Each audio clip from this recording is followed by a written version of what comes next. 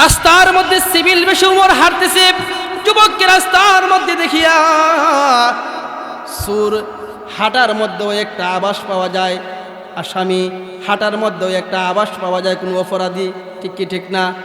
দেখবেন সুরে যখন হাঁটে সে একজন ভালো মানুষ, তার পাশে যখন যায় মনে মনে মনে হয় পুলিশ, মনে কি বলে মনে হয় পুলিশ আইছে।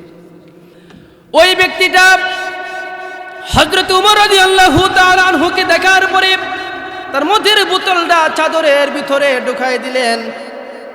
হযরত উমর বলতেছেন, এ যুবক, আমাকে দেখার পরে তোমার চাদরের মধ্যে কি ঢুকাইছো? ওই যুবক তখন ডাক দিয়ে বলেন, গো উমর, আমার চাদরের নিচে একটা দুধের বোতল। কিসের বোতল? আসলে কি দুধের বোতল? আসলে তো দুধের বোতল না, মদের বোতল। উমর রাদিয়াল্লাহু তাআলা আনহুকে ভয় পায়া যে ওই উমরের সম্মুখে যদি আমি মদের কথা বলি আর উমর যদি আমার মদের কথা জানতে পারে তাহলে আমার গর্দান থাকবে না।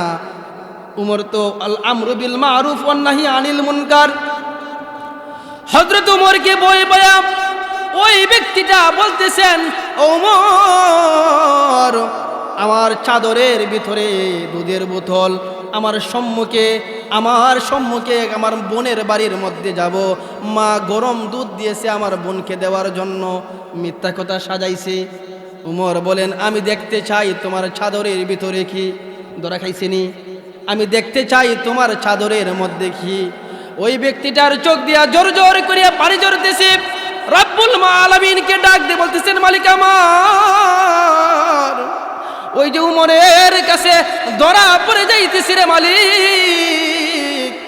এখন যদি উমর দেখে আমার চাদরের ভিতরে মদ, এক তো অপরাধ করেছি, মদ খাইছি, 2 নম্বর উমরের সাথে মিথ্যা কথা বলেছি, আমার গর্দান থাকবে না। ও আসমানের মালিক আল্লাহ, এখন যদি আপনি আমাকে উমরের হাত তাকিয়া রক্ষা করেন তাহলে আজকে তাকিয়া জীবনে আর কোনোদিন আমি মদ খাবো না, আর জিন্দেগিতে কোনোদিন অপরাধ করব না। আল্লাহ আসমানের মালিক কেমন রহমান, কেমন রাহিম দেখেন। তার চাদরের ভিতরে কি কথা বলেন কি? আসমানের মালিককে ডাক দিয়ে বলতেছেন, এ আসমানের মালিক আল্লাহ, ওই উমরের হাত দেখিয়া যদি আমাকে রক্ষা করেন বা চান তাহলে আর জিন্দেগিতে কোনোদিন আমি মদ খাবো না। আল্লাহ তো এমন মালিক। আল্লাহ বলেন, যখন কোনো ব্যক্তি অপরাধ করিয়া তওবা করে আমি আসমানের মালিক এত সন্তুষ্ট হই, এত খুশি হই যে আমি আসমানের মালিক এমনভাবে তাকে মাফ করি, আত্তাইবু মিনাজ জামবি কামান লা জামবালা।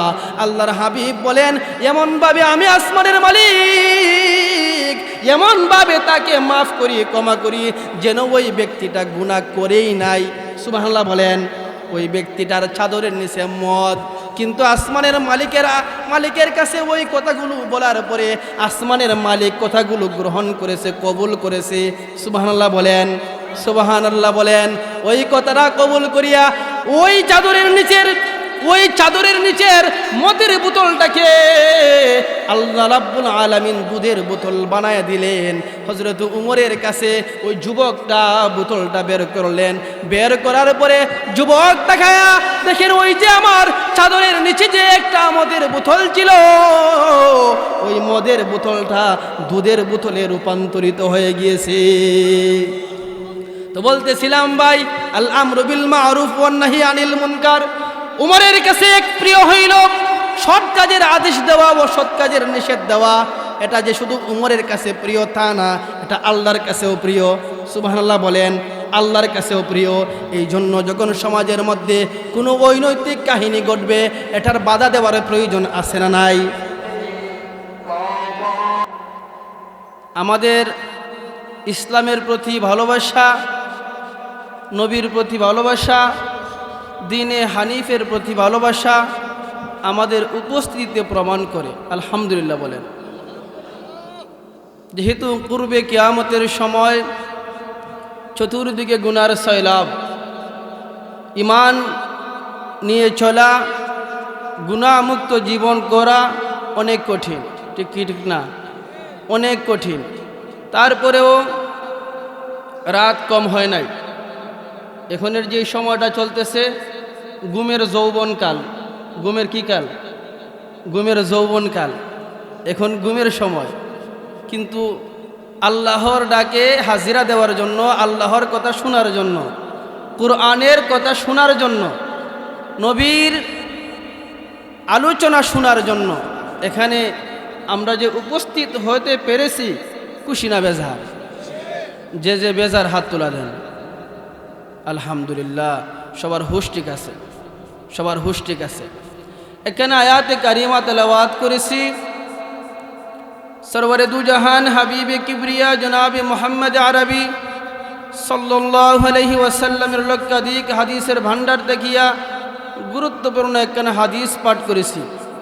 আয়াতে শরীফা এবং হাদিসকে সামনে রাখিয়া অতীব মুখতাসারে আমলের নিয়তে কিছু কথাবার্তা বলা এবং শোনার তৌফিক দান করে সবাই বলি আমিন। আল্লাহ রাব্বুল আলামিন আমাদেরকে দুনিয়ার মধ্যে পাঠাইছেন আল্লাহর বান্দা হওয়ার জন্য, গোলাম হওয়ার জন্য। কিসের জন্য? আল্লাহর গোলাম হওয়ার জন্য। আল্লাহ কিন্তু পরীক্ষার হলের মধ্যে আমাদেরকে পাঠাইছেন, পরীক্ষার হল। এই পরীক্ষার হলের মধ্যে আল্লাহ রাব্বুল আলামিন আমাকে আপনাকে পরীক্ষা করতেছেন, পরীক্ষা আমি আপনি দিতেছি, রেজাল্ট একদিন আউট হবে। এটা কি চলতেছে? পরীক্ষা চলতেছে, রেজাল্ট একদিন আউট হবে। কখন? কিয়ামতের দিন। যেহেতু পরীক্ষা চলতেছে, পরীক্ষার হলের মধ্যে শিক্ষক জানে ছাত্র প্রশ্নের উত্তর ভুল করতেছে। একজন আদর্শবান শিক্ষক, আমানতদার শিক্ষক পরীক্ষার হলের মধ্যে একথা বলবে না যে বাবা তুমি তো ভুল করতেছো। যা বলার পরীক্ষায় যাওয়ার আগে বলবে, ঠিক না? পরীক্ষা আমাদের নিতেছে কে? আমাদের পরীক্ষা নিতেছে কে? আরো জোরে বলেন কে? আরো জোরে বলেন কে? আল্লাহ। আপনাদের আল্লাহর আওয়াজ, আপনাদের আল্লাহ শব্দের আওয়াজ, আর আপনাদের ভিতরের ঈমান, আপনাদের উপস্থিতি, সব কিছু মিলে আলহামদুলিল্লাহ আমি মুগ্ধ হয়েছি। আলহামদুলিল্লাহ বলেন। আপনাদেরকে ঈমানের পরীক্ষা দিতে হয়, বারবার গাঁঠে গাঁঠে ঈমানের পরীক্ষা দিতে হয়, ঠিক কি ঠিক না? ঈমানের পরীক্ষা দিতে হয়। ঈমানের পরীক্ষা যে আপনি দিতেছেন, এই পরীক্ষাটা শুধু আপনার জন্য ছিল না। ঈমানের পরীক্ষা দিয়েছেন আমার নবী। কে দিয়েছেন? ঈমানের পরীক্ষা দিয়েছেন আবু বকর, ঈমানের পরীক্ষা দিয়েছেন ওমর, ঈমানের পরীক্ষা দিয়েছেন উসমান, ঈমানের পরীক্ষা দিয়েছেন আলী, ঈমানের পরীক্ষা দিয়েছেন হযরত বিলাল হাবশী। তারা ঈমানের পরীক্ষা দিয়েছেন।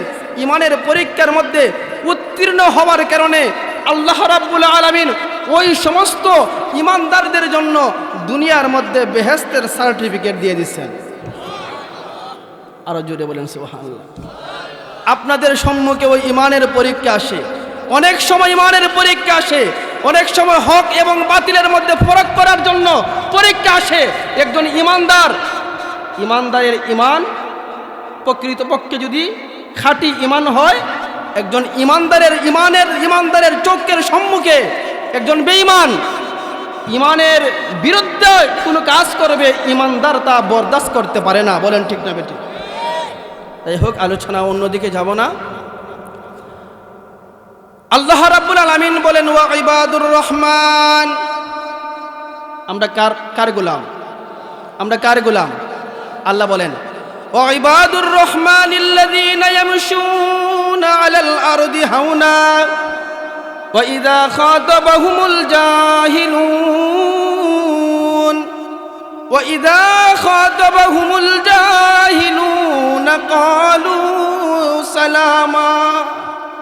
আল্লাহ ঈমানদারদের, রহমানের বান্দাদের পরিচয় দিতেছেন। এখন বোঝা যাবে আমার আপনার কাছে ওই পরিচয় আলামতগুলো আছে কি আছে না। আল্লাহ পরিচয় দিতেছেন। খাঁটি আপনি কোন দলের মানুষ আপনাকে পরীক্ষা করার প্রয়োজন না। সুবিধাবাদ জিন্দাবাদ, যেই দল যখন ক্ষমতায় যায় আমি ওই দলের সদস্য, আছে না নাই? এমন আছে না অনেক মানুষ? সুবিধাবাদ জিন্দাবাদ, যখন যে আছে তার সাথে আমি আছি। আল্লাহও পরিচয় দিতেছেন। পরিচয় ওয়া ইবাদুর রহমানিল্লাযীনা ইয়ামশুনা আলাল আরদি হাওনা। আল্লাহ বলেন যারা রহমানের গোলাম, যারা রহমানের গোলাম, তারা যখন জমিন দিয়ে হাঁটে, জমিনের দিয়ে হাঁটে, তার দাম্ভিকতার সঙ্গে হাঁটে না। তাদের হাঁটা, তাদের চলা নম্র ভদ্র। সুবহানাল্লাহ বলেন। অনেক আছে না ক্ষমতার দাপট, ক্ষমতার দাপটে তাদের জীবন কাটায়। তাদের দাম্ভিকতা, শরীরের শক্তি, রক্ত গরম, তার লাঠির পাওয়ার আছে, টাকার পাওয়ার আছে, তার হাঁটার চলাফেরার ধরন অন্যরকম। সমাজে এমন মানুষ আছে না নাই? আপনাদের এখানে নাই, আমাদের এখানে আছে। আপনাদের এখানেও আছে, আপনাদের এখানেও আছে। তো মোটামুটি সব জায়গার মধ্যে একই। আল্লাহ বলেন, ইবাদুর রহমানিল্লাযীনা ইয়ামশুনা আলাল আরদি হাওনা, যারা আমি রহমানের গোলাম তারা জমিনের মধ্যে হাঁটবে তো হাঁটবে, দাম্ভিকতার সাথে হাঁটবে না, নম্র ভদ্র চলাফেরা। দাপট দেখাবে না, দাপট, শক্তির দাপট, টাকার দাপট, এগুলো দেখাবে না। আর যদি দেখায়, যারা দুনিয়ার মধ্যে শক্তির পাওয়ার দেখায়, যারা মুরব্বী আছে, আপনারা বলতে পারবেন হুজুর আমার চোখের দেখা, সে তার যৌবনকালে কি না করলো, তার বাবার সময়টা কোন অবস্থাতেই না কাটলো, কিন্তু তার অবস্থানটা এখন এমন যে একজন আদনা থেকে আদনা একজন মানুষ তাকে যদি আঙ্গুল তোলা দিয়ে কথা বলে উত্তর দেওয়ার ক্ষমতা তার এখন নাই। সমাজে এমন পরিস্থিতি আছে না নাই? আগে তার অবস্থান ভালো ছিল, কিন্তু এখন নাই। ক্ষমতা সব সময় থাকে। এখন আপনি ক্ষমতা দেখাইতেছেন, আপনার ক্ষমতা একসময় থাকবে না, তখন আপনার বিপরীতে অন্যজন আপনার উপর ক্ষমতা দেখাবে। ইন্না রাব্বাকা লাবিল মিরসাদ, সব ক্ষমতার মালিককে। আরো জোরে বলেন, আরো জোরে বলেন। রব্বুল আলামিন বলেন, ইন্না রাব্বাকা লাবিল মিরসাদ, আমি আল্লাহ সব ক্ষমতার উৎস, যা মনে চায় তোমরা তাই করো, আমি আল্লাহর কাছে একদিন আসতে হবে। কে কে আল্লাহর কাছে যাবেন না? হাত তুলা দেন। যাবেন না? সবাই যাইতে হবে, সবাই যাইতে হবে। এই ক্ষমতার বাহাদুরি দুনিয়ার মধ্যে কতদিন করবেন? যতদিন আপনার হায়াত আছে, ওই হায়াতের সবটুকু সময়ও আপনি ক্ষমতার প্রয়োগ করতে পারেন না। আপনি আপনার ক্ষমতা দেখাইতেছেন, একদিন আপনার বিপরীতে অন্যজন আপনার উপর ক্ষমতার প্রয়োগ করবে। ঠিক না ঠিক? এক ব্যক্তি তার স্ত্রীর কাছে বলতেছে, আমার তো প্রচুর ক্ষমতা। কোন মানুষ আছে দেখবেন বাহিরে তার দাপট নাই, কিন্তু স্ত্রীর কাছে প্রচুর দাপট, খুব মারপিট করে স্ত্রীকে। তো স্ত্রীকে বলতেছে, আমার তো প্রচুর ক্ষমতা। তো কেমন দেখবা? দেখি। জানালা দিয়া তাকাই দেখি আমার ক্ষমতা কেমন। তার বাড়ির ঘরের পাশেই রেল যাওয়ার রাস্তা।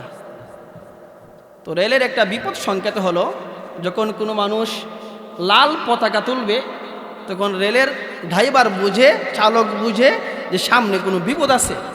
সামনে কি আছে? আমার কথা বুঝতেছেন তো আপনারা? সামনে কিছু বিপদ আছে।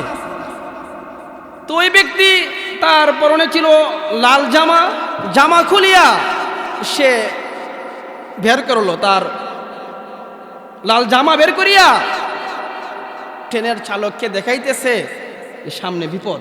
মানে সংকেত, লাল জামার সংকেত কি? সামনে বিপদ। ড্রাইভার তো ট্রেন থামাইলো, ট্রেন থেকে নামিয়া তাকে মায়া দিতেছে, আদর করতেছে, ভাই জীবন রক্ষা করলে, মানে সামনে কি জানি কি হইতো, আসলে কি সামনে আসলে কি বিপদ আছে। সে কি করতেছে? বেটাগিরি করতেছে, তার বেটাগিরি দেখাইতেছে, তার দাপট দেখাইতেছে। তো ওই রেলের চালকগুলো, মানুষগুলো বলতেছেন যে ভাই সামনে কি হয়েছে যে আপনি আমাদেরকে রক্ষা করলেন, কি হয়েছে? না এমন কোনো কিছু না, আমি আমার বেটাগিরি দেখাইলাম আর কি। কথা বুঝেন নাই? যে আমি আমার বেটাগিরি দেখাইলাম আর কি। তো ওই রেলের চালক আর ওই যে মানুষগুলো, তোর বেটাগিরি দেখাইছস, দিছে আর কি কয়েকটা গালের মধ্যে সর। আর ওইদিকে কে দেখতেছে? সব কথা বলে না, কে দেখতেছে? তার বউ সব দেখতেছে জানালা দিয়ে। সর খাইয়া সোজা হইয়া ঘরের মধ্যে গেছে। বউ বলতেছে, কি গো, কি করলা, কি হইল? হইছে তো ঠিকই হইছে। কি হইছে? আমি আমার ক্ষমতা দেখাইছি, সে তার ক্ষমতা দেখাইছে। আমি দেখাইছি আমার ক্ষমতা, আর সে দেখাইছে তার ক্ষমতা।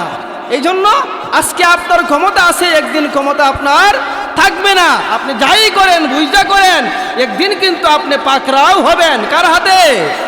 দুনিয়ার মধ্যে পাকড়াও না হলেও কার হাতে হবেন? যাই করেন বুঝা করেন, যাই করেন একটু ভেবে চিন্তা করার প্রয়োজন। এক ব্যক্তি গেছে চিড়িয়াখানার মধ্যে, একজন মহিলা চিড়িয়াখানার মধ্যে মহিলা যাইছে। চিড়িয়াখানায় যারা যারা গেছেন দেখবেন যে সর্বপ্রথম ঢুকার পরেই বানরের খাসা, বানর, ঠিক না? সর্বপ্রথম ওই বানর, হনুমান, এগুলো। তো বানরকে একটা সফরি দিছে। সফরি কি দিছে? সফরি চিনেন না? সফরি দিছে। তো সফরি দেওয়ার পরে সে মুখের মধ্যে না দিয়া সে পিছনের রাস্তার মধ্যে দিছে। কোথায় দিছে? পিছনে দেওয়ার কথা ছিল, দিবে মুখে না দিয়ে সে দিছে পিছনে। ওই মহিলাটা মনে মনে খুব রাগান্বিত হইল, খিরে এত কষ্ট করিয়া আমি বানরের জন্য একটা সফরি আনলাম, সে নিজে না খাইয়া সে পিছনে রাস্তায় যায়। তো পার্শ্বেই বানরের খাসার পার্শ্বেই ওই চিড়িয়াখানার একজন সদস্য, সে বলতেছে, মাগো তুমি রাগ করিও না, আমার বানরটা পরিস্থিতির শিকার। কিসের শিকার? পরিস্থিতির শিকার। তো কেমন? কিছুদিন আগে এক ব্যক্তি আমার বানরকে একটা সফরি দিছে, সে খাইছে, চাবাই নাই, সম্পূর্ণটা গিলে নিছে। সম্পূর্ণটা গিলার পরে পিছনে রাস্তা দিয়ে আর বের হয় না। তারপর কি করিয়া অপারেশন করিয়া এটা বের করা হয়েছে। এই কারণে এখন দেওয়ার পরে সে আগে পিছনে রাস্তার ঝুঁক নিছে, যে খাইলে পিছন দিয়ে বের হবে কিনা, খাইলে পিছন দিয়ে বের হবে কিনা। এই জন্য সে পিছনে রাস্তায় আগে দিছে। তো আপনি আজকে ক্ষমতা পাইছেন, যা মনে চায় তা করতেছেন, আপনি বুঝছেন এক সময় এমন আসবে আপনার এগুলোর বদলা হবে। এগুলো কি হবে? বদলা হবে। আজকে যেই সমস্ত জুলুম করতেছেন, যেই সমস্ত দাপট দেখাইতেছেন, এক সময় এমন আসবে যাতে আপনার উপরে যখন পড়বে আপনি যাতে বরদাস্ত করতে পারেন। এমন নির্যাতন কইরেন না, এমন দাপট দেখাইয়েন না যেই দাপট পরবর্তীতে আপনার উপর প্রয়োগ করলে আপনি সহ্য করতে পারবেন না। কথা বুঝতেছেন আমার কথাটা? একটু ইঙ্গিতবহত কথাবার্তা একটু বুঝা নিয়েন। তো আল্লাহ বলেন, ইবাদুর রহমানিল্লাযীনা ইয়ামশুনা আলাল আরদি হাওনা ওয়া ইযা খাতাবাহুমুল জাহিলুন ক্বালু সালামা। আল্লাহ বলেন, যারা রহমানের গোলাম যারা রাস্তা দিয়ে হাঁটলে তারা দাম্ভিকতার সাথে হাঁটে না। তাদের হাঁটার ধরন হলো তারা নম্র ভদ্রতার সাথে চলাফেরা করে। আর যখন কোনো মানুষের সঙ্গে সাক্ষাৎ হয়, বিরোধী দল দুইটা আছে না, একটা বিরোধী দলের সঙ্গে যখন সাক্ষাৎ হয়, ক্বালু সালামা, তারা শান্তির কথা বলে। কিসের কথা? শান্তির কথা। আমাদের অবস্থা কি? বিরোধী দল ফাইলে পড়ে দেশর। আর একজন ইমানদারের, যারা রহমানের গোলাম, তাদের অবস্থা হলো যখন তারা তাদের বিরোধী দলকে পায়, জাহিলুনা ক্বালু সালামা, তখন তারা সালাম দেয়। সুবহানাল্লাহ বলেন। আল্লাযীনা ইয়াবিতুনা লিরাব্বিহিম সুজদান ওয়া কিয়ামা, তাদের প্রিয় একটা জিনিস হলো, আল্লাহ বলেন, ওয়াল্লাযীনা ইয়াবিতুনা লিরাব্বিহিম সুজদান ওয়া কিয়ামা, তাদের একটা পছন্দের জিনিস হলো তারা বেশি বেশি সিজদা করে, বেশি বেশি তারা নামাজ পড়ে। সুবহানাল্লাহ বলেন। আমাদের তো যেরকমভাবে গানের আসরে মানুষের একটা উপস্থিতি, এমন উপস্থিতি যদি মসজিদের মধ্যে হইতো, বলেন তো মসজিদের মধ্যে কি জায়গা হইতো? কথা বলেন না, আওয়াজে বলেন যে হুজুর না, আমাদের এখানে তো মসজিদে প্রচুর মানুষের জমায়েত। মসজিদের মধ্যে যেই মানুষের জমায়েত, এই মানুষের জমায়েত কি গানের মধ্যে হয় না বেশি হয়? বেশি হয়। তো আল্লাহ বলেন, ওয়াল্লাযীনা ইয়াবিতুনা লিরাব্বিহিম সুজদান ওয়া কিয়ামা, আল্লাহ বলেন যারা রহমানের গোলাম তারা বেশি বেশি নামাজ পড়তে পছন্দ করে। তারা বেশি বেশি আল্লাহকে সন্তুষ্ট করার জন্য দাঁড়িয়ে থাকতে পছন্দ করে, সজদা করতে পছন্দ করে। সুবহানাল্লাহ বলেন। তাদের পছন্দের আমল কি? তারা নামাজ পড়বে, সজদা করবে পছন্দের। আর আমাদের অবস্থা কি? আমাদের অবস্থা হইল নামাজের আজান যখন হয় মসজিদ থেকে পলায়ন করা। আমাদের পছন্দ কি?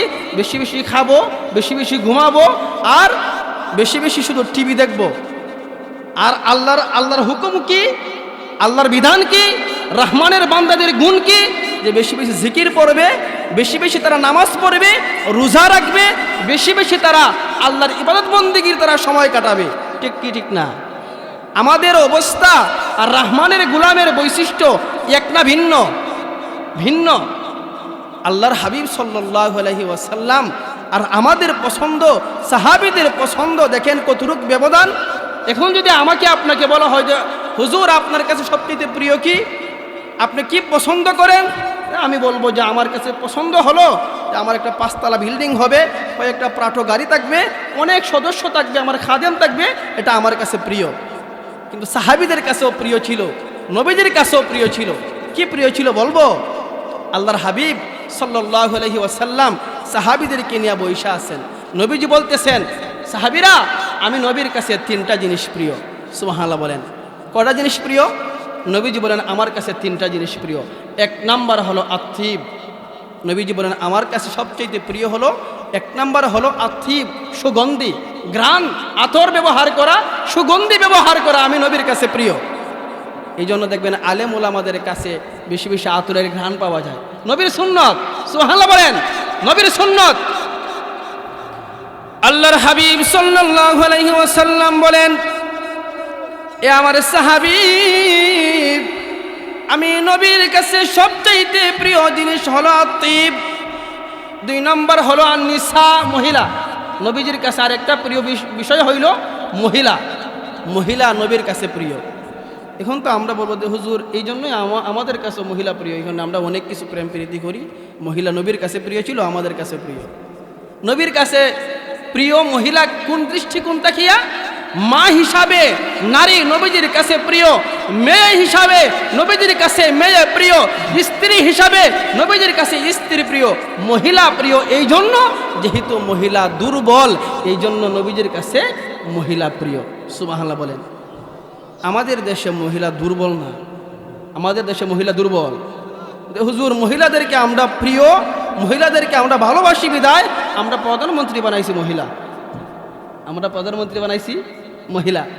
আল্লাহর নবী বলেন আমার কাছে 3টা জিনিস প্রিয়। 1 নম্বর আতিব, 2 নম্বর হলো আমার কাছে প্রিয় নিসা, মহিলা, 3 নম্বর হলো আমার কাছে প্রিয় হইল আল ইবাদা ওয়াস সালাহ, নামাজ, ইবাদত আমার কাছে প্রিয়। সুবহানাল্লাহ বলেন। নবীজির কাছে প্রিয় কি? ইবাদত। আল্লাহর হাবিব সাল্লাল্লাহু আলাইহি ওয়াসাল্লামের কাছে ইবাদত প্রিয়। এই জন্য আল্লাহর হাবিব সাল্লাল্লাহু আলাইহি ওয়াসাল্লাম সব সময় ইবাদতের মধ্যে নিজের সময় কাটাইতেন। আল্লাহ রাব্বুল আলামিনের সন্তুষ্ট অর্জন করার লক্ষ্যে আল্লাহর হাবিব সাল্লাল্লাহু আলাইহি ওয়াসাল্লাম সব সময় নিজের জীবনটাকে কাটাইতেন, সময়টা পার করতেন আল্লাহর ইবাদত বন্দেগীর দ্বারা। আল্লাহর হাবিব সাল্লাল্লাহু আলাইহি ওয়াসাল্লামের কোনো গুনাহ নাই। নবীজি নিষ্পাপ, প্রত্যেকটা নবী মাসুম, প্রত্যেকটা নবী মাসুম,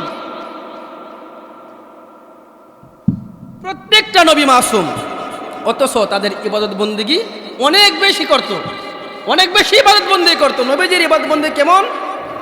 আল্লাহর হাবিব সাল্লাল্লাহু আলাইহি ওয়াসাল্লাম নামাজ পড়তেন, সারা রাত ব্যাপী নবীজির নামাজ। আল্লাহ নবীকে কেমন ভালোবাসে দেখেন। আল্লাহ রাব্বুল আলামিন বলেন, হাবিব আমার, আমি আপনাকে পছন্দ করি, ভালোবাসি। আপনাকে আমি নামাজ পড়ার জন্য, ইবাদত বন্দেগী করার জন্য আদেশ করেছি। এই জন্য এত ইবাদত বন্দেগী করবেন না যে আপনার কষ্ট হয়। নবীজির কষ্ট হইলে আল্লাহ সহ্য করতে পারে না। নবীজির কষ্ট হইলে আল্লাহ সহ্য করতে পারে না। নবীজির উপাধি হইল মুহাম্মদ হাবিবুল্লাহ। মুহাম্মদ হাবিবুল্লাহ।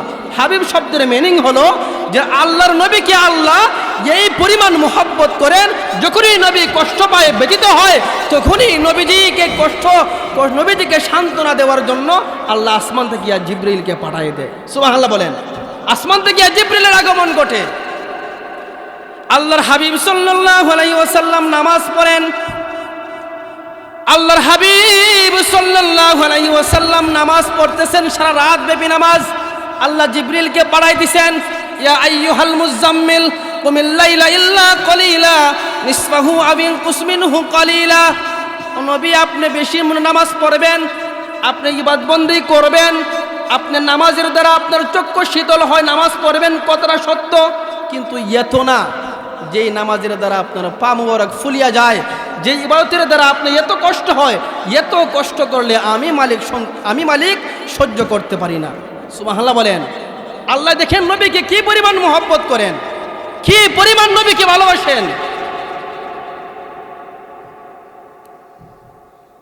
আমি আসলাম সিলেট থেকে, আসার সময় সারা রাস্তায় প্রায় 8 ঘন্টা জার্নি, প্রচুর বাতাস, মোটরসাইকেলের জার্নি, আমার গলাটা বয়ে গেছে। জিনিস প্রিয় শোনার পরে আবু বকর বলতেছেন, গো হাবিব, গো আল্লাহর রসুল, আমার কাছেও 3টা জিনিস প্রিয়। হুব্বিবা ইলাইয়া মিন দুনিয়াকুম সালাস, দুনিয়ার মধ্যে 3টা জিনিস আমার কাছেও প্রিয়। সুবহানাল্লাহ বলেন। নবীর কাছে 3টা জিনিস প্রিয়, আবু বকরের কাছেও 3টা জিনিস প্রিয়। আবু বকরের কাছে 1 নম্বর প্রিয় হইল আন নাজরু ইলা ওয়াজহি রাসূলিক, আন নাজরু ইলা ওয়াজহি রাসূলিক। আবু বকর বলে, আমার কাছে সবচাইতে প্রিয় হলো যে আপনি রসুলের চেহারাটা আমি মন ভরে দেখব, এটা আমার কাছে সবচাইতে প্রিয়। সুবহানাল্লাহ বলে। আবু বকরের কি প্রিয় দেখেন। এই জন্য আবু বকরের সবচাইতে প্রিয় যেহেতু আন নাজরু ইলা ওয়াজহি রাসূলিক, এই জন্য আল্লাহ বলেন, আবু বকর, তোমার তো সবচাইতে প্রিয় হলো আমার নবীর চেহারা দেখা, আমি তোমাকে নবীর চেহারা দেখার ব্যবস্থা করে দিব। আলহামদুলিল্লাহ বলেন। আমি তোমাকে নবীর চেহারা দেখার ব্যবস্থা করে দিব। আল্লাহর হাবিব সাল্লাল্লাহু আলাইহি সাল্লাম যখন হিজরত করবেন, হিজরতের সঙ্গী কে ছিল? সিদ্দিক আকবর। আল্লাহর হাবিব সাল্লাল্লাহু আলাইহি সাল্লাম যখন গুহার ভিতরে ঢুকলেন, আল্লাহর হাবিবের মাথা মুবারক আবু বকরের রানের মধ্যে, আল্লাহর হাবিবের মাথা মুবারক। আল্লাহ বলেন, আবু বকর, তোমার না সবচাইতে প্রিয় হলো আমার রাসূলের চেহারা দেখা। দেখো, দুনিয়ার কোনো মানুষ নাই, এখন তুমি আর নবী, এখন তুমি মন ভরিয়া আমার রাসূলের চেহারা দেখো। সুবহানাল্লাহ বলেন। আল্লাহ রাব্বুল আলামিন আবু বকরকে নবীজির চেহারা দেখার জন্য ব্যবস্থা করে দিলেন। আবু বকরের 1 নম্বর প্রিয় হলো আন নাজরু ইলা ওয়াজহি রাসূলিক, 2 নম্বর প্রিয় হলো ওয়া ইনফাকু মালি আলা হুব্বিক। আমাদের অবস্থা কি? যদি মসজিদের কালেকশন হয়, মাদ্রাসার কালেকশন হয়, যে হুজুর আমার অনেক টাকা আছে, আমার কাছে টাকা নাই দেওয়ার মতন, কিন্তু আবু বকরের অবস্থা হলো ওয়া ইনফাকু মালি আলা হুব্বিক। আবু বকর বলে, নবী গো, আমি তো আপনাকে মহব্বত করি, ভালোবাসি, শুধু যে জবান দ্বারা মহব্বত করি তা না, আমি শুধু যে মুখের দ্বারা মহব্বত করি তা না, বরং আমার জান, আমার মাল, সব কিছু দিয়ে আমি নবী আপনাকে মহব্বত করি। আবু বকর রাদিয়াল্লাহু তাআলা আনহু আল্লাহর হাবিব সাল্লাল্লাহু আলাইহি ওয়াসাল্লামকে এই পরিমাণ মহব্বত করতেন, এই পরিমাণ ভালোবাসতেন। আল্লাহর হাবিব সাল্লাল্লাহু আলাইহি ওয়াসাল্লাম যুদ্ধে যাওয়ার জন্য সমস্ত সাহাবায়ে কেরামদের কাছ থেকে আল্লাহর হাবিব সাল্লাল্লাহু আলাইহি ওয়াসাল্লাম কালেকশন করতেছেন। সমস্ত সাহাবায়ে কেরাম প্রত্যেকের তৌফিক অনুযায়ী আল্লাহর হাবিব সাল্লাল্লাহু আলাইহি ওয়াসাল্লামের কাছে তাদের মাল সামানা নিয়ে আসলেন। হযরতে উমরে ফারুক রাদিয়াল্লাহু তাআলা আনহু বলেন, আমার কাছে তখন আবু বকরের কাছ থেকে আমার কাছে সম্পদ বেশি ছিল। হযরতে উমর ফারুক রাদিয়াল্লাহু তাআলা আনহু তার সমুদয় সম্পত্তিকে 2 ভাগে বন্টন করিয়া অর্ধেক আল্লাহর হাবিবের কদমের মধ্যে কাছে আইসা রাইখা দিলেন। আর মনের মধ্যে উদ্দেশ্য, কোনো দিন আবু বকরের সঙ্গে আমি নেকির দ্বারা পারি নাই, আজকে আবু বকরের সঙ্গে আমি দান খয়রাতের মাধ্যমে আবু বকরকে পিছনে ফেলে দিব। আল্লাহর হাবিব সাল্লাল্লাহু আলাইহি ওয়াসাল্লাম দেখতেছেন আবু বকর রাদিয়াল্লাহু তাআলা আনহু মাথার মধ্যে একটা গাঁঠি নিয়া আল্লাহর হাবিবের কাছে আসলেন। নবী গো, আপনি গাঠিটা দিয়ে দিলাম, ইসলামের জন্য ব্যয় করবেন। আল্লাহর হাবিব দেখেন গাঠিটা খোলার পরে নবী আকরাম সাল্লাল্লাহু আলাইহি ওয়াসাল্লাম দেখেন ওই গাঠির মধ্যে আবু বকরের গড়ের পাতিল আছে, গড়ের সমুদয় সম্পত্তি, গড়ের সমস্ত আসবাবপত্র নিয়া গাঠি বান্ধিয়া আবু বকর নবীজির কদমের পাশে রাইখা দিলেন। আল্লাহর হাবিব বলতেছেন, এরা আবু বকর সব নিয়ে আইলা, গড়ের সমুদয় জিনিসপত্র নিয়ে আসলা, গড়ের মধ্যে কি রাইখা আসলে? আবু বকর ডাক দিয়ে বলেন, হাবিব সব নিয়ে আসলি কথা সত্য, গরু আমি খালি করি নাই, আমার ঘরের মধ্যে আল্লাহ এবং আল্লাহ রাসূলকে রেখে এসেছি। আল্লাহর হাবিব সাল্লাল্লাহু আলাইহি ওয়াসাল্লাম এই পরিমাণ আবু বকরের ওই দানের দ্বারা আল্লাহর নবীজি বলেন, আমি দুনিয়ার কোনো মানুষের সম্পত্তির দ্বারা এই পরিমাণ উপকৃত হইনি যেই পরিমাণ উপকৃত আমি আবু বকরের সম্পত্তির দ্বারা হয়েছি। আবু বকর বলেন, ওয়া ইনফাকু মালি আলা হুব্বিক, আমার কাছে সবচাইতে প্রিয় হলো, আমার কাছে প্রিয় হলো আমার সম্পত্তি নবীর সন্তুষ্টির জন্য, আল্লাহর সন্তুষ্টির জন্য আমি আল্লাহর রাস্তায় খরচ করা। আর আমার আপনার অবস্থা কি?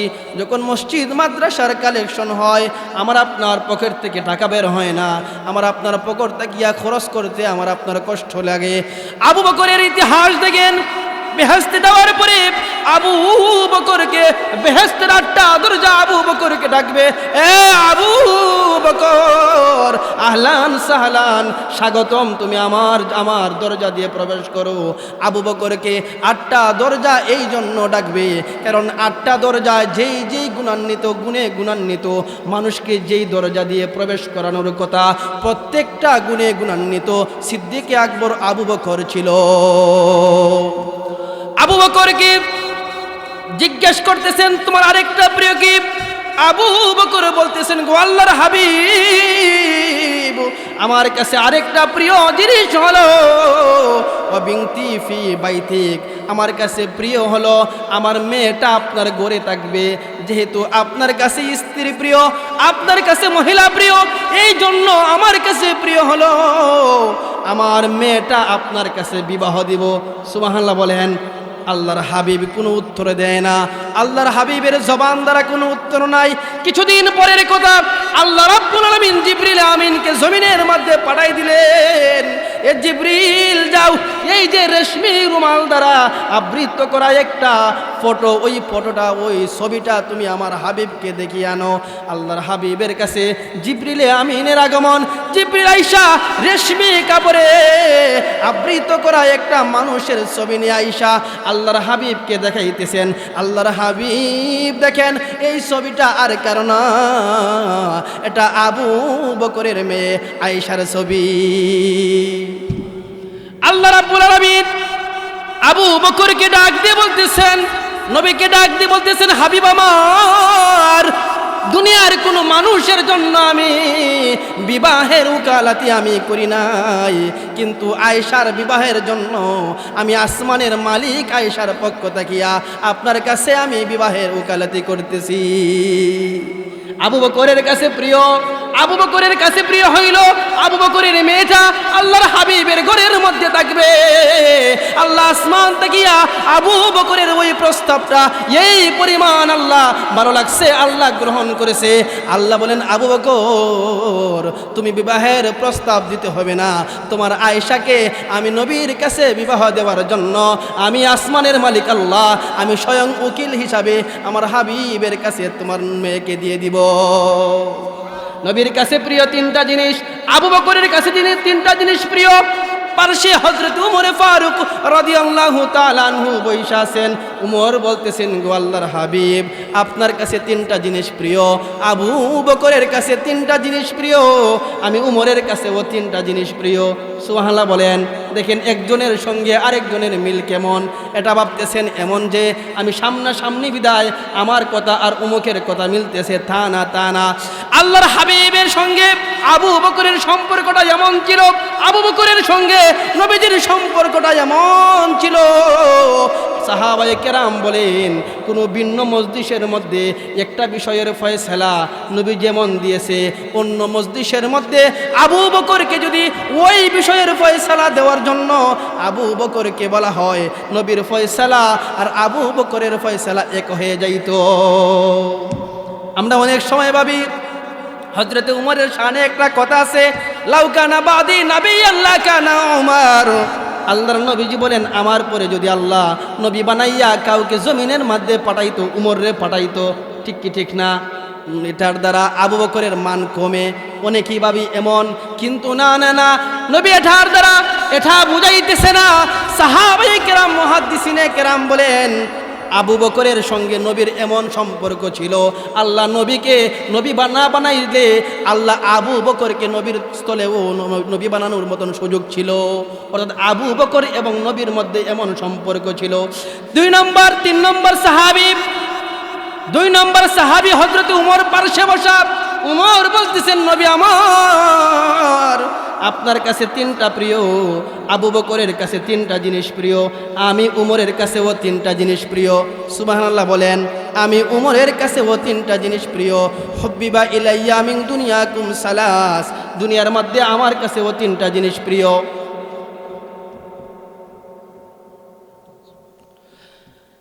আল্লাহর হাবিবের কথার পরে হযরত উমর বলতেছেন আমার কাছেও 3টা জিনিস প্রিয়। এর মধ্যে একটা হলো আল আমরু বিল মারুফ ওয়ান নাহি আনিল মুনকার ওয়াস সাওবুল খারিক। হযরত উমর বলেন আমার কাছে সবচাইতে প্রিয় হলো সৎ কাজের আদেশ দেওয়া ও সৎ কাজের নিষেধ দেওয়া, সৎ কাজের আদেশ দেওয়া, অসৎ কাজের সমাজের মধ্যে যখন কোনো সমাজ বিরোধী, ইসলাম বিরোধী কোনো কাজকর্ম হয়, এটার নিষেধ দেওয়ার দায়িত্ব, নিষেধ দেওয়ার কর্তব্য, নিষেধ দেওয়ার সব সময় নিষেধ দেওয়া বা ইহার প্রতিবাদ করার দায়িত্ব আছে না নাই? আছে না নাই? আল আমরু বিল মারুফ ওয়ান নাহি আনিল মুনকার। আবু বকর ওর পরে উমর বলতেছেন আমার কাছে প্রিয় হলো আল আমরু বিল মারুফ ওয়ান নাহি আনিল মুনকার। আবু উমরের বলতেছেন আমার কাছে প্রিয় হলো সৎ কাজের আদেশ দেওয়া ও সৎ কাজের নিষেধ দেওয়া। এই জন্য উমরের সম্মুখে কেউ এমন কাজ করতেন না যেই কাজটা ইসলামের বিরুদ্ধে হয়ে যায়, নবীর সুন্নতের বিরুদ্ধে হয়ে যায়। কারণ হযরতে উমর এমন গরম সাহাবী ছিলেন, হযরতে উমরের সময় এমন গরম, হাদিসের মধ্যে বলা হয় সাহাবায়ে কেরাম বলেন, মুহাদ্দিসিনে কেরাম বলেন যে রাস্তা দিয়া উমর হাইটা যাইতেন, ওই রাস্তা দিয়া 40 দিন পর্যন্ত শয়তান হাঁটে না। কেমন গরম না নরম? হযরত উমর গরম না নরম? হযরত উমর রাদিয়াল্লাহু তাআলা আনহুর জামানায়, হযরত উমর রাদিয়াল্লাহু তাআলা আনহুর খেলাফত কালে এক ব্যক্তি মদ পান করতেছে। তখন মদ হারাম, ইসলামের প্রথম পর্যায়ে মদ খাওয়া জায়েজ ছিল, হালাল ছিল।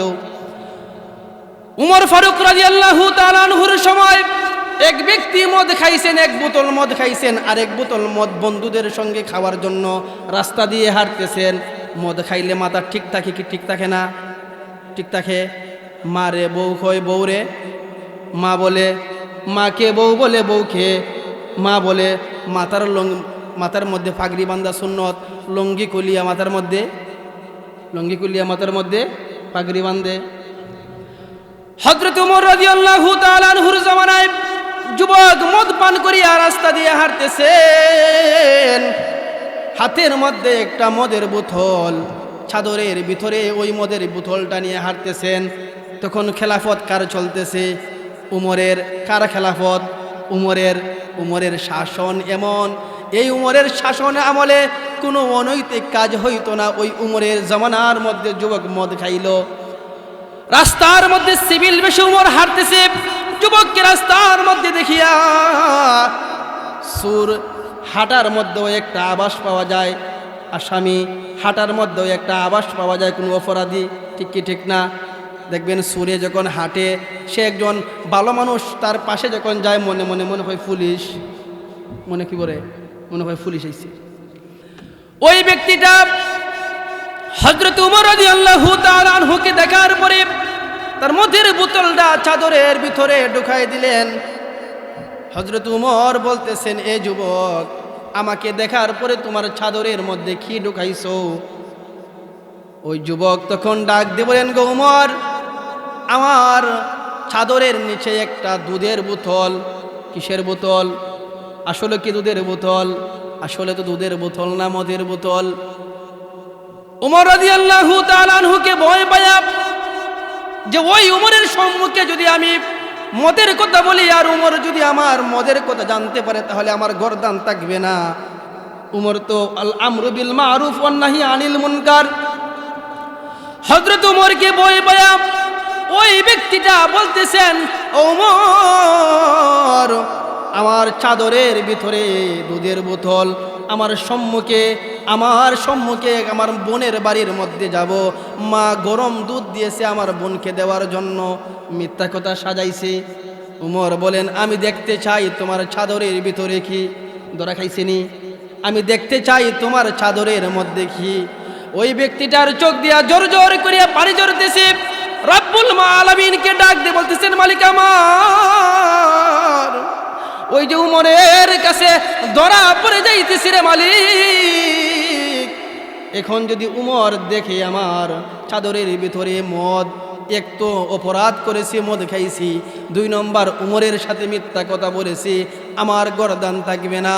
ও আসমানের মালিক আল্লাহ, এখন যদি আপনি আমাকে উমরের হাত তাকিয়া রক্ষা করেন তাহলে আজকে তাকিয়া জীবনে আর কোনোদিন আমি মদ খাবো না, আর জিন্দেগিতে কোনোদিন অপরাধ করব না। আল্লাহ আসমানের মালিক কেমন রহমান, কেমন রাহিম দেখেন। তার চাদরের ভিতরে কি? কথা বলেন কি? আসমানের মালিককে ডাক দিয়ে বলতেছেন, আসমানের মালিক আল্লাহ, ওই উমরের হাত দেখিয়া যদি আমাকে রক্ষা করেন বা চান তাহলে আর জিন্দেগিতে কোনোদিন আমি মদ খাবো না। আল্লাহ তো এমন মালিক। আল্লাহ বলেন, যখন কোনো ব্যক্তি অপরাধ করিয়া তওবা করে আমি আসমানের মালিক এত সন্তুষ্ট হই, এত খুশি হই যে আমি আসমানের মালিক এমনভাবে তাকে মাফ করি, আত্তাইবু মিনাজ জামবি কামান লা জামবালা।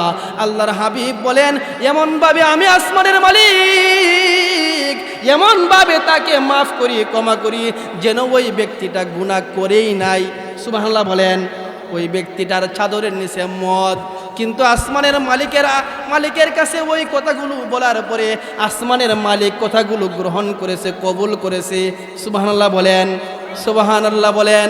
ওই কথাটা কবুল করিয়া ওই চাদরের নিচের মদের বোতলটাকে আল্লাহ রাব্বুল আলামিন দুধের বোতল বানায় দিলেন। হযরত উমরের কাছে ওই যুবকটা বোতলটা বের করলেন। বের করার পরে যুবক তাকায়া দেখেন, ওই যে আমার চাদরের নিচে যে একটা মদের বোতল ছিল, ওই মদের বোতলটা দুধের বোতলে রূপান্তরিত হয়ে গিয়েছে। তো বলতেছিলাম ভাই, আল আমরু বিল মারুফ ওয়ান নাহি আনিল মুনকার। উমরের কাছে এক প্রিয় হইল সৎ কাজের আদেশ দেওয়া ও সৎ কাজের নিষেধ দেওয়া। এটা যে শুধু উমরের কাছে প্রিয় তা না, এটা আল্লাহর কাছেও প্রিয়। সুবহানাল্লাহ বলেন, আল্লাহর কাছেও প্রিয়। এই জন্য যখন সমাজের মধ্যে কোনো অনৈতিক কাহিনী ঘটবে, এটার বাধা দেওয়ার প্রয়োজন আছে না নাই?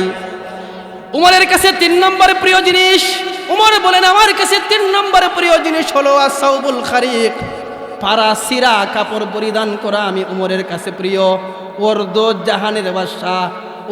জাহানের বাদশা উমর, ওই উমরের কাছে পারা পোশাক পরিধান করা প্রিয়। এ ভাই, আমরা যখন যদি মেম্বার হইতে পারি, কাম সারছে, আমার বাড়ি তো নিজের বাড়ি তো দেশের মধ্যে আছে, টাউনের মধ্যেও বাড়ির প্রয়োজন, ঠিক কি ঠিক না? আমার পোশাকের কোনো অভাব থাকে না। জাহানের খলিফা হযরত উমর, পৃথিবীর খলিফা হওয়ার পরেও ওই উমরের প্রিয় জিনিস হলো যে আমি পছন্দ করি আমি ফারা পোশাক পরিধান করব, ফারা সিরা পোশাক পরিধান করব। এটা উমরের কাছে প্রিয়। পার্শ্বে হযরতে উসমান গনি বৈশা আছে। উসমান বলতেছেন, আল্লাহর হাবিব, আপনার কাছে 3টা জিনিস প্রিয়। আবু বকরের কাছেও 3টা জিনিস প্রিয়, উমরের কাছেও 3টা জিনিস প্রিয়, আমি উসমানের কাছেও 3টা জিনিস প্রিয়। সুবহানাল্লাহ বলেন। হযরত উসমান রাদিয়াল্লাহু তাআলা আনহু বলেন, ওগো আল্লাহর হাবিব, আমি উসমানের কাছেও 3টা জিনিস প্রিয়।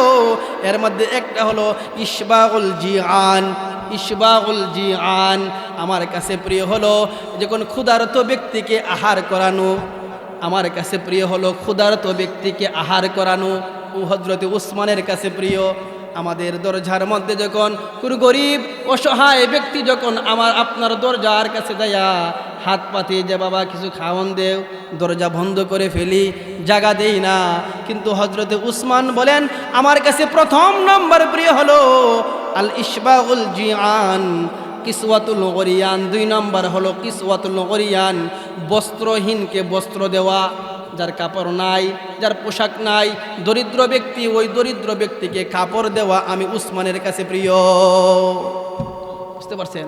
উসমান বলতেছেন আমার কাছে প্রিয় হলো যে বস্ত্রহীনকে বস্ত্র দেওয়া, ইশবাউল জিআন, কিসওয়াতুল গরিয়ান। 3 নম্বর হযরতে উসমান বলেন ওগো আল্লাহর হাবিব, আমার কাছে প্রিয় হলো তিলাওয়াতুল কুরআন। সুবহানাল্লাহ বলেন। আমার কাছে 3 নম্বর প্রিয় জিনিসের নাম হলো তিলাওয়াতুল কুরআন, কুরআনের তেলাওয়াত করা। কিন্তু আমার আপনার তো কুরআনের তেলাওয়াত ভালো লাগে না, কুরআনের তেলাওয়াত করতে মজা লাগে না, কুরআনের তেলাওয়াত করতে আমার আপনার পছন্দ লাগে না। ওই কুরআনের তেলাওয়াত হযরত উসমানের কাছে প্রিয়। হযরত উসমানের কাছে যেহেতু কুরআনের তেলাওয়াত প্রিয়, আসমানের মালিক ওই কথাগুলো শুনতেছে কি শুনতেছে না? কথা বলেন, শুনছে কি শুনছে না? আসমানের মালিক শুনেছে। আসমানের মালিক আল্লাহ হযরত উসমানকে বলতেছেন উসমান, তোমার কাছে যেহেতু আমার কালাম, আমার কুরআন তেলাওয়াত করা তোমার কাছে যেহেতু প্রিয়, এই জন্য আমি ব্যবস্থা করতেছি তোমার দ্বারা কুরআনের খেদমত নিব। হযরত উসমানকে বলা হয় জামিউল কুরআন। সুবহানাল্লাহ বলেন। হযরতে উসমানের একটা উপাধি হলো জামিউল কুরআন, কুরআনকে একত্রিত করনেওয়ালা। হযরতে উসমানের খেলাফতকালে সমস্ত কুরআনকে সিটায়া যে কুরআনের আয়াতগুলো ছিল, সূরাগুলো ছিল, হযরতে উসমান একত্রিত করেছে জামিউল কুরআন। শুধু কি তাই বলেন? তা না। হযরতে উসমানের কাছে কুরআনের বিধান, কুরআনের তেলাওয়াতটা প্রিয় হওয়ার কারণে হযরত উসমান যখন শহীদ হয় তখন উসমান কুরআনের তেলাওয়াত করতেছে। সুবহানাল্লাহ বলেন। যার মরণ যেমন হয় সে এই অবস্থায় আল্লাহর কাছে দাঁড়াবে। কোনো মানুষ দেখবেন মরার পরে তার চেহারার দিকে তাকাইতে মনে চায় না, আছে না নাই? মানুষটা দেখতে সুন্দর, দেখতে অনেক ভালো, দেখতে চেহারার রং ফর্সা, কিন্তু মরার পরে তার চেহারার দিকে তাকানো যায় না, মরণটা ভালো অবস্থায় হয় না। তো নিশানে মর্দে মুমিন বাত গুয়া, নিশানে মর্দে মুমিন বাত গুয়া, চুমর গায়দ তাবাসসুম বরলবে উস। কিছু মানুষ দেখবেন তার চেহারা কালো, কিন্তু মরার পরে তার চেহারার মধ্যে নূর বেশে উঠেছে, আছে না নাই? দেখতে মানুষটা কালো, কিন্তু মরার পরে তার চেহারাটা এত সুন্দর হলুদের মতন হয়ে গিয়েছে। নিশানে মর্দে মুমিন বাত গুয়া, চুমর গায়ত তাবাসসুম বরলবে উস। কিছু মানুষ দেখবেন মরেছে, কিন্তু সে হাসতেছে, মরার পরেও হাসতেছে। সুবহানাল্লাহ বলেন। হযরত উসমান রাদিয়াল্লাহু তাআলা আনহুর কাছে প্রিয়, হযরত উসমান বলেন আমার কাছে প্রিয় হলো, আমি পছন্দ করি কুরআনের তেলাওয়াত। আল্লাহ বলেন উসমান তুমি যেহেতু আমার কালাম তেলাওয়াত করা পছন্দ করো, এই জন্য আমি ব্যবস্থা করতেছি। হযরত উসমান যখন শহীদ হয়, শাহাদাত বরণ করবে, হযরত উসমান রাদিয়াল্লাহু তাআলা আনহু কুরআনের তেলাওয়াত করতেছে। এমত অবস্থায় দুশমনের দল হযরত উসমানকে আঘাত করেছে।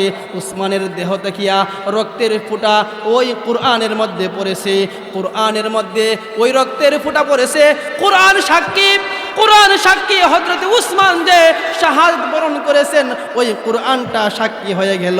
কাল কিয়ামতের কঠিন ময়দানে কিছু মানুষের শাহাদাতের সাক্ষী দিবে মসজিদ, কিছু মানুষের শাহাদাতের সাক্ষী দিবে তার তলোয়ার। আর কুরআন ওই হযরত উসমান যে আল্লাহ রাস্তায় শহীদ হয়েছে, হযরত উসমান যে আল্লাহ রাস্তায় শাহাদাত বরণ করেছে, আল্লাহ রাস্তায় শাহাদাত বরণ করেছে, ওই শহীদের প্রমাণটা, সাক্ষীটা কিয়ামতের দিন উসমানের পক্ষে স্বয়ং আল্লাহর লাউহে মাহফুজের কালাম কুরআন দিবে।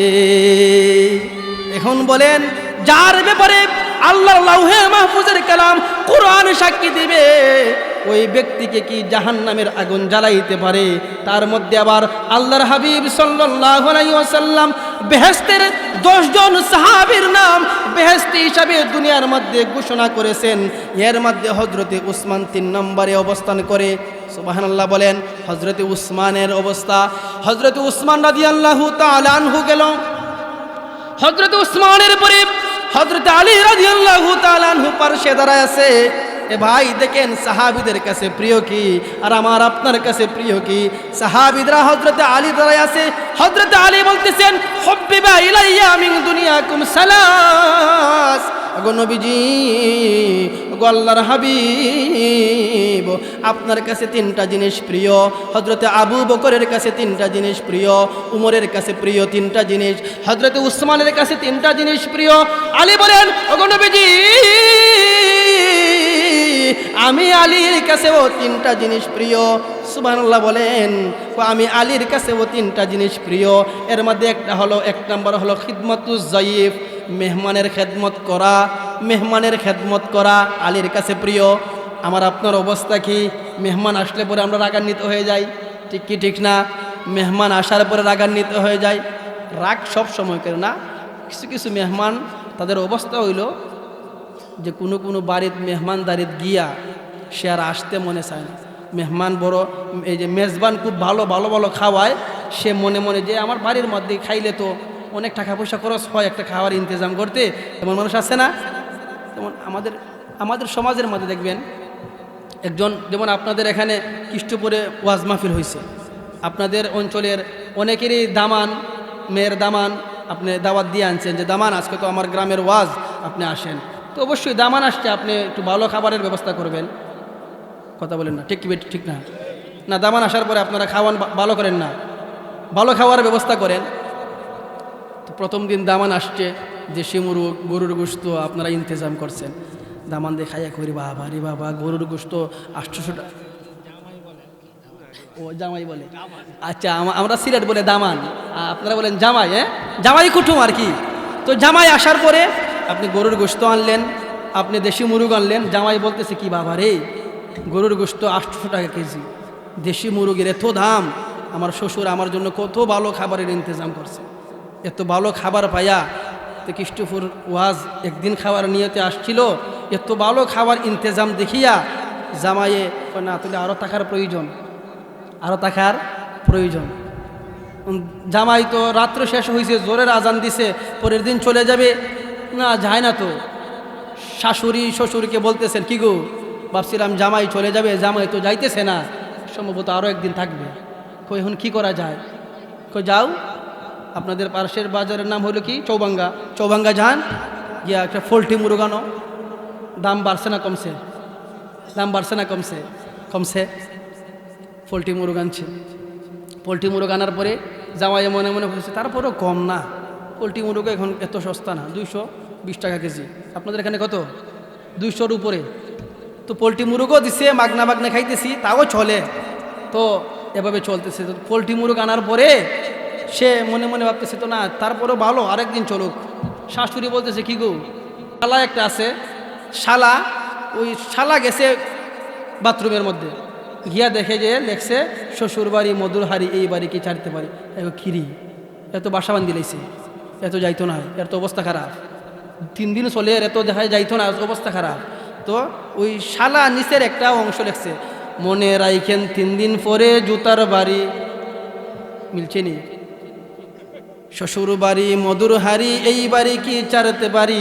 শালা লেখছে মনে রাইখেন 3 দিন পরে জুতার বাড়ি। বিষয়টা বুঝেন নাই? অর্থাৎ দাম বাড়ছে না কমছে? 3 নম্বর দিন থাকার পরে আপনি চৌবাগান থেকে আনবেন ফাঙ্গাস। প্রথম দিন খাওয়াইছেন গরুর গোশত, দেশি মুরগ, 2 নম্বর দিন আপনি খাওয়াইছেন পোল্ট্রি মুরগ, 3 নম্বর দিন ফাঙ্গাস। দাম বাড়ছে না কমছে? দাম বাড়ছে না কমছে? কহি যাবে না আরু সারা ধরে সংহর নমি মানদ, আগর মানদ সবই মানদ, সবই দিগর নমি মানদ। हमेशा इज्जत मेहमा बोयक खाना नमी मानद, हमेशा इज्जत मेहमा बोयक खाना नमी मानद, আগর মানদ সবই মানদ, সবই দিগর নমি মানদ।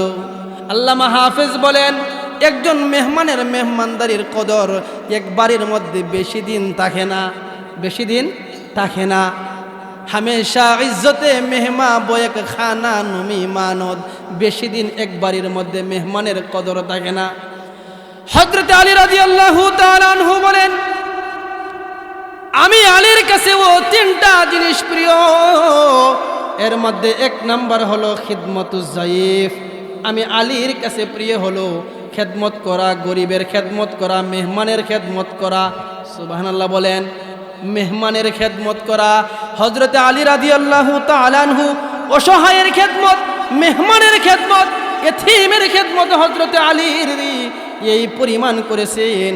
একবার হযরতে আম্মাজান ফাতেমা রাদিয়াল্লাহু তাআলা আনহা অসুস্থ। আম্মাজান ফাতেমা নবীজির কলিজার টুকরা, আম্মাজান ফাতেমা অসুস্থ, জানে চাইছে আম্মাজান ফাতেমা আনার খাবে, ডালিম খাবে। হযরত আলী গেলেন কিছু টাকা নিয়ে বাজারের মধ্যে ডালিম কেনার জন্য। হযরত আলী রাদিয়াল্লাহু তাআলা আনহু ডালিম কেনার জন্য গিয়ে একটা ডালিম খরিদ করলেন। একটা ডালিম খরিদ করিয়া বাড়ির মধ্যে আসতেছেন, প্রতিমধ্যে একজন ভিক্ষুকে আলীর সঙ্গে সাক্ষাৎ। আলী রে, অনেক দিন যাবৎ মনের মধ্যে ইচ্ছা ডালিম খাবো, কিন্তু ব্যবস্থা করতে পারতেছি না। এরে আলী, একটা ডালিম আমাকে দাও, ইহার বিনিময়ে আল্লাহ তোমাকে দিবে। সুবহানাল্লাহ বলেন। কার কথা বলছে? আল্লাহর কথা বলছে। হযরত আলী তো এমন সাহাবী, হযরত আলী তো এমন একজন সাহাবী, যে সাহাবীর কানের মধ্যে যখন নবী এবং আল্লাহর কথা শুনতো দুনিয়া ভুলে যাইতো। হাসান বলতেছেন, বাবা গো, আমাকে মহব্বত করেন, আমার ভাই হুসাইনকে মহব্বত করেন, আমার মা ফাতেমাকে মহব্বত করেন। ও বাবা, জানতে চাই, এখন যদি নানাজি আপনাকে আদেশ করেন জিহাদে যাওয়ার জন্য, আর জিহাদে গিয়ে শহীদ হওয়ার জন্য আদেশ করেন, তাহলে আপনি কি ঘরের মধ্যে আমাদের মহব্বতে বৈশা থাকবেন, না জিহাদের মধ্যে যাবেন? হযরত আলী বলেন, রে হুসাইন, একটা কুসা দিলে ইমানের মধ্যে কুসা। তোকে মহব্বত করি, তোর ভাইকে মহব্বত করি, তোর মাকে মহব্বত করি, কিন্তু তোর নানা এবং আসমানের মালিক আল্লাহকে আমি এই পরিমাণ মহব্বত করি।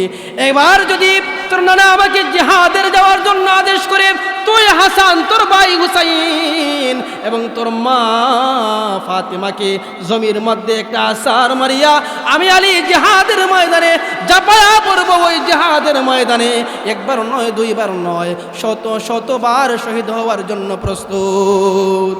ওই হযরত আলী রাদিয়াল্লাহু তাআলা আনহু, আলীর কাছে ভিক্ষুক ব্যক্তিরা বলতেছেন, আলী, যদি আমাকে আপনি ডালিম দেন, আল্লাহ ইহার বদৌলতে আপনাকে বদলা দিবেন। আলী বলতেছেন, আমার স্ত্রীর জানে সে ডালিম খাবে, তাই ওই ভিক্ষুকও ডালিম চাইতেছে। ডালিমকে দুই খণ্ড করিয়া অর্ধেক ওই ভিক্ষুককে দিয়ে দিল, আর অর্ধেক স্ত্রীর জন্য নিয়ে যাবে। ভিক্ষুক অর্ধেক ডালিম খাওয়ার পরে ভিক্ষুক বলতেছেন, ডালিম, মনের মধ্যে যেই তৃষ্ণা ছিল, খাবারের যেই চাহিদা ছিল, আগ্রহ ছিল, অর্ধেক খাওয়ার পরে অর্ধেক মিরছে, আরও অর্ধেক রয়ে গেছে। সুবহানাল্লাহ বলেন।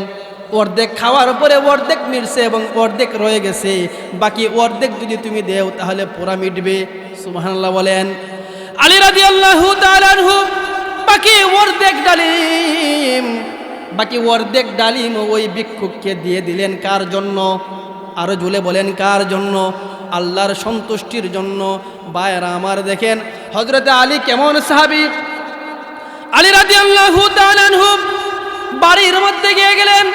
বাড়ির মধ্যে যাওয়ার পরে আম্মা জান ফাতেমা বলতেছেন, গো স্বামী, আমার জন্য কি ডালিম আনো নাই?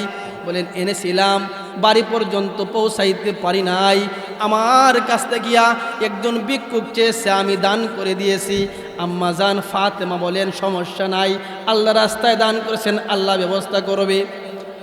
কিছুক্ষণ পরে আবু যর গিফারি রাদিয়াল্লাহু তাআলা আনহু হযরতে আলীর জন্য ডালিম নিয়ে আসলেন, 9টা ডালিম। সুবহানাল্লাহ বলবেন না?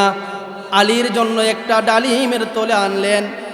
আলী রাদিয়াল্লাহু তাআলা আনহুকে নিয়ে 9টা ডালিম হযরতে আলীর হাতের মধ্যে দিলেন। আলী গুনিয়া দেখেন 9টা ডালিম। আলী বলেন, রে সালমান, এই ডালিমটা আমার না, এই ডালিমটা আমার না, সম্ভবত নবীজি ডালিমটা দিয়েছে অন্য কাহাকেও, ভুলবশত আপনি আমার কাছে নিয়ে এসেছেন। সালমান বলতেছেন, ওরে আলী, ওই ডালিম যে তোমার না এটা বুঝলে কিভাবে? আলী বলেন, আল্লাহ রাস্তায় আমি একটা ডালিম দিয়েছি, একের বিনিময়ে 10 দেওয়ার কথা। সুবহানাল্লাহ বলবেন না? একের বিনিময়ে 10 দেওয়ার কথা, 9টা দিবে কেন? ওই সালমান ফারসি বলেন, এ আলী, আল্লাহর হাবিবের কাছে একজন মহিলা পাকা ডালিম যখন নিয়ে আসলো, আল্লাহর হাবিব সঙ্গে সঙ্গে তোমার জন্য 10টা ডালিম বরাদ্দ করলো। তখনই আমার অন্তরের মধ্যে একটা প্রশ্ন জাগলো, একটা সন্দেহ জাগলো, অবশ্যই ইহার মধ্যে কোনো কারণ আছে। 8টা দিল না, 9টা দিল না, 10টা দিল, কারণটা কি? হযরত আলীর কাছে 10টা ডালিম আনিয়া ওই সালমান বলতেছেন, রে আলী, 9টা ডালিম নবীজি দেয় নাই, নবীজি 10টা ডালিমে দিছে। আমি তোমার ইমানটা পরীক্ষা করার জন্য, মূল বিষয়টা আমি বোঝার জন্য 9টা ডালিম তোমাকে আমি দিয়েছি, একটা রেখে দিয়েছি। আলী বলেন, 10টা ডালিমই আসার কথা। এ ভাই দেখেন, আল্লাহর নবীজির সাহাবী হযরত আলী রাদিয়াল্লাহু তাআলা আনহুর অন্তরের মধ্যে আল্লাহর প্রতি কি পরিমাণ বিশ্বাস! আল্লাহ বলেছেন, 1-এ 10, 10ই পাবো, কম পাবো না। এটা হইল সাহাবীদের ঈমান। হযরত আলী রাদিয়াল্লাহু তাআলা আনহু বলেন, ওগো আল্লাহর হাবিব, আপনার কাছে 3টা প্রিয়, আমার কাছেও 3টা জিনিস প্রিয়। 1 নম্বর হলো খিদমাতুজ যায়িফ, আল জিহাদু বিস সাইফ। আল্লাহর হাবিবকে বলতেছেন, ওগো হাবিব, আমার কাছে আরেকটা বিষয় প্রিয় হলো, আমার কাছে প্রিয় হলো আমি জিহাদ করা, তরবারির দ্বারা জিহাদ করা। সুবহানাল্লাহ বলেন। এই জন্য আলীকে বলা হয় আসাদুল্লাহুল গালিব। আলী রাদিয়াল্লাহু তাআলা আনহু আল্লাহর বিজয়ী বাগ, যেই যুদ্ধের মধ্যে হযরত আলী রাদিয়াল্লাহু তাআলা আনহু যাইতেন, ওই দুশমনদেরকে, কাফেরদেরকে কচুকাটা করতেন। হযরত আলীর দ্বারা ইসলামের এই পরিমাণে খেদমত আল্লাহ দিয়েছেন। হযরত আলী বলতেছেন, ওগো আল্লাহর নবীজি, আমার কাছে আরেকটা জিনিস প্রিয় হলো, আমার কাছে প্রিয় হলো গরমের দিনে রোজা রাখা। সুবহানাল্লাহ বলেন। গরমের দিনে এক তো পানির তৃষ্ণা বেশি, 2 নম্বর গরমের দিনের দিনগুলো লম্বা হয়। হযরতে আলী বলেন, আমি এমন রোজা রাখতে চাই যে রোজার দ্বারা আমার অন্তরের মধ্যে কষ্ট পাবে, তারপরও মালিকের শুকরিয়া আদায় করব। সুবহানাল্লাহ বলেন। হযরতে আলীর কাছে ও 3টা জিনিস প্রিয়। ওই সমস্ত কথোপকথনগুলো কে শুনতেছে? আরো জোরে বলেন, কে শুনতেছে? রব্বুল আলামিন জিবরিলকে ডাক দিয়া বলতেছেন, জিবরিল, তুমি যদি জমিনের বাসিন্দা হইতা তাহলে তোমার কাছে কি প্রিয় হইতো? সুবহানাল্লাহ বলেন। তোমার কাছে কি প্রিয় হইতো? কারণ আমার নবীর কাছে 3টা জিনিস প্রিয়, আবু বকরের কাছে 3টা জিনিস প্রিয়, উমরের কাছে 3টা জিনিস প্রিয়, উসমানের কাছে 3টা জিনিস প্রিয়, আলীর কাছে 3টা জিনিস প্রিয়। তুমি যদি জমিনের বাসিন্দা হইতে তোমার কাছে কি প্রিয় হইতো? জিবরিল বলতেছেন, ওগো মালিক, আমি যদি জমিনের বাসিন্দা হইতাম তাহলে আমার কাছে ও 3টা জিনিস প্রিয় হইতো। সুবহানাল্লাহ বলেন না? আমার কাছে ও 3টা জিনিস প্রিয় হইতো। কি কি? 1 নম্বর হলো ইরশাদুদ্দাল্লিন, আমার কাছে প্রিয় হইতো পথহারা মানুষকে পথ দেখানো। সুবহানাল্লাহ বলবেন না? পথহারা মানুষকে পথ দেখানো আমি জিবরাইলের কাছে 1 নম্বর প্রিয় হইতো। 2 নম্বর প্রিয় হইতো অসহায় মানুষকে আমি সহায় করা, অসহায় মানুষকে সাহায্য করা। আমি জিবরিলের কাছে প্রিয় হইতো অসহায় মানুষকে সাহায্য করা। আমাদের সমাজের অবস্থা কি? একজন মানুষ যখন অসহায়, বিপদগ্রস্ত, ধনী ব্যক্তির দরজার কাছে যখন যায়, তখন ধনী ব্যক্তি সাহায্য করতে নাকুশ, সাহায্য করে না, সাহায্য করতে সে অপারগতা প্রয়োগ করে। আল্লাহ রাব্বুল আলামিন, আসমানের মালিক আল্লাহ, জমিনের মধ্যে কিছু মানুষকে সম্পত্তি দিয়েছেন, ইহার দ্বারাও আল্লাহ রাব্বুল আলামিন পরীক্ষা করতেছেন। ঠিক কি ঠিক না? সম্পত্তি দিয়েছি, মসজিদের জন্য ব্যয় করো, মাদ্রাসার জন্য ব্যয় করো, না গানের জন্য ব্যয় করো? কথা বলে না? ঠিক কি ঠিক না? আল্লাহ বলেন আমি পরীক্ষা করতেছি তোমাদের সম্পত্তির দ্বারা। জিবরিল বলতেছেন ও মালিক, আমার কাছে প্রিয় হইতো অসহায় মানুষকে সাহায্য করা। 3 নম্বর হলো দরিদ্রের পাশে দাঁড়ানো। আমি জিবরিলের 3 নম্বর পছন্দের জিনিস। জিবরিলের কাছেও 3টা জিনিস প্রিয়।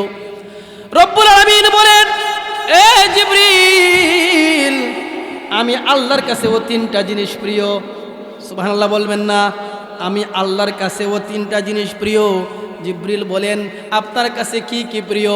আল্লাহ বলেন আমার কাছে 1 নম্বর প্রিয় হলো যে ওই ব্যক্তিটা, যেই ব্যক্তি লজ্জায় কান্দা দেয়, যেই ব্যক্তি লজ্জায় কেঁদে দেয়, ওই ব্যক্তিটা আমার কাছে প্রিয়। কিসের লজ্জা? কিসের লজ্জা? গুনাহ করেছি, গুনার লজ্জা। অপরাধ করেছি, অপরাধের লজ্জায় ওই ব্যক্তিটা শর্মিন্দা হয়ে কেঁদে দেয়।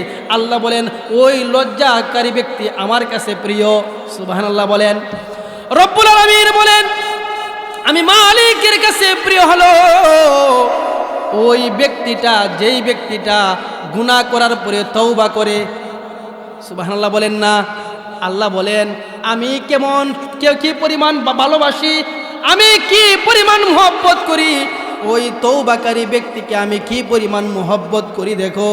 আল্লাহ বলেন যেমন একটা নবীজি বলেন একটা মরুভূমির মধ্যে একজন মানুষ মরুভূমির মধ্যে যাইতেছে। তার সম্বল হলো উট, উটের মধ্যে তার খানা আছে, তার সব কিছু আছে। মরুভূমির মধ্যে আর বিকল্প কোনো ব্যবস্থা নাই। আল্লাহর হাবিব হাদিসের মধ্যে বলেন ওই মরুভূমির মধ্যে রাত্রি যখন হয়ে যায়, ওই ব্যক্তিটা তার উটটাকে যে কোনো গাছের মধ্যে বান্ধিয়া ওই ব্যক্তিটা একটু ঘুমাইলো, গাছের সেমার মধ্যে ঘুমাইলো, রাত্রিবেলা ঘুমাইলো। সকালে উঠার পরে যখন ওই ব্যক্তিটা দেখে তার উটটা নাই, উটটা কোথায় চলে গেছে, ওই ব্যক্তিটা কেমন কষ্ট পাবে? কষ্ট পাবে কি পাবে না? কারণ আপনারা বুঝবেন না, আমাদের অবস্থা তো, আমাদের এলাকার পরিস্থিতি এমন, এক গাড়ি ফেল করলে আরেকটা গাড়ি পাওয়া যায়, কিন্তু মরুভূমির মধ্যে একমাত্র ব্যবস্থা হলো উট। উট ছাড়া বিকল্প কোনো ব্যবস্থা নাই। শত শত মাইল পাড়ি দিতে হয় উটের দ্বারা। রব্বুল আলামিন বলেন, আল্লাহর হাবিব বলেন ওই ব্যক্তি, যেই ব্যক্তিটা মরুভূমির মধ্যে চলতেছে, যেই অন্য কোনো ব্যবস্থা নাই, ঘুম তাকিয়া উঠার পরে দেখে তার উটটাও নাই, আল্লাহর হাবিব বলেন ওই ব্যক্তিটা পেরেশান হয়ে যাবে। কিন্তু বিকালবেলা ওই ব্যক্তিটা যদি দেখে তার মাথার পাশে আবার উটটা চলে এসেছে, তে কেমন খুশি হবে? কথা বলেন, কেমন খুশি হবে? রব্বুল আলামিন বলেন এই বান্দারা শুনিয়া রাখ, আমি আল্লাহ ওই যে উটটা হারানোর পরে মালিকটা যেই পরিমাণ খুশি হয়, আমি আসমানের মালিক আল্লাহ একজন মানুষ তওবা করার পরে, একজন মানুষ গুনাহ করার পরে তওবা যখন করে, আমি আসমানের মালিক আল্লাহ এর চাইতে আরো বেশি খুশি হয়ে যায়। রব্বুল আলামিন এই পরিমাণ তার বান্দাকে ভালোবাসেন, এই পরিমাণ মহব্বত করেন, তওবাকারী ব্যক্তিকে এই পরিমাণ মহব্বত করেন। আমরা তো মানুষ হিসাবে আমাদের একটা বৈশিষ্ট্য হলো গুনাহ করা, ভুল করা মানুষের বৈশিষ্ট্য, আমাদের অভ্যাস হলো গুনাহ করা, আর আল্লাহর বৈশিষ্ট্য হলো মাফ করা। কথা বলেন, আমরা গুনাহ করতে পছন্দ করি, আল্লাহ মাফ করতে পছন্দ করি। আল্লাহ রাব্বুল আলামিনের কাছে এক ব্যক্তি 1 বছর নয়, 2 বছর নয়, 30টা বছর হাদিসের মধ্যে এসেছে।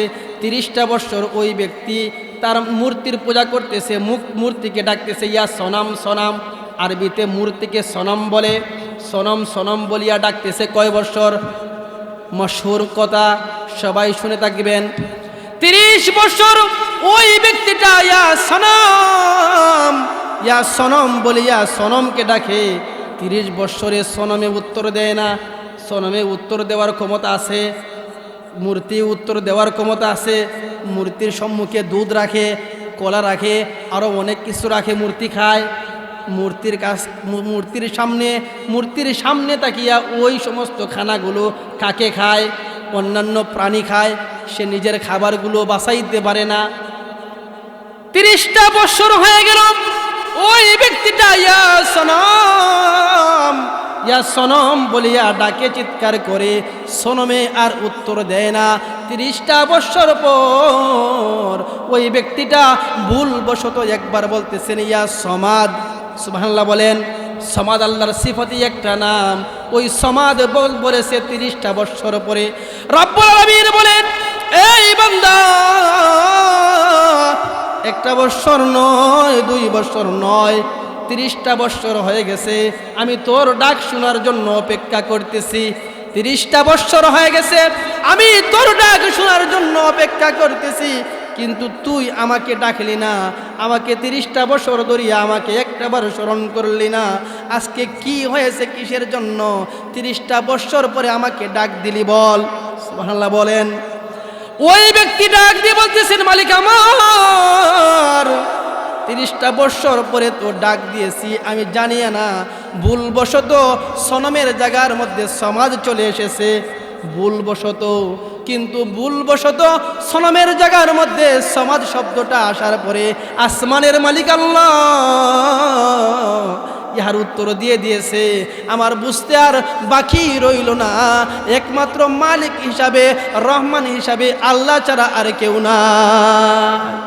আমার আপনার সবার মালিককে, গুনাহ মাফ করার মালিককে, মরণ দেওয়ার মালিককে, সম্পদ দেওয়ার মালিককে, সব কিছুর মালিককে আল্লাহ। এ ভাই, এই আল্লাহকে আমরা চিনি না। আল্লাহ বলেন, দুনিয়ার কোন মানুষের কাছে যখন তুমি বারবার কোনো জিনিস চাও, দুনিয়ার মানুষ তোমার উপর বিরক্ত হয়, তোমার উপর রাগান্বিত হয়ে যায়, দিতে সে রাজি হয় না। কিন্তু আমি আসমানের মালিক আল্লাহ, এই পরিমাণ রহমান, আমি আসমানের মালিক আল্লাহ, এই পরিমাণ দয়াল, তুমি আমার কাছে না আসলে আমি রাগ করি। সুবহানাল্লাহ বলবেন না? আল্লাহ বলেন, আমি তোমাকে প্রতি রাত্রে, আমি আল্লাহ শেষ রাত্রিতে আসমানের মধ্যে আসিয়া তোমাকে আমি ডাকি, এ বান্দা, তোর কোনো প্রয়োজন আছে কিনা আমার কাছে চা।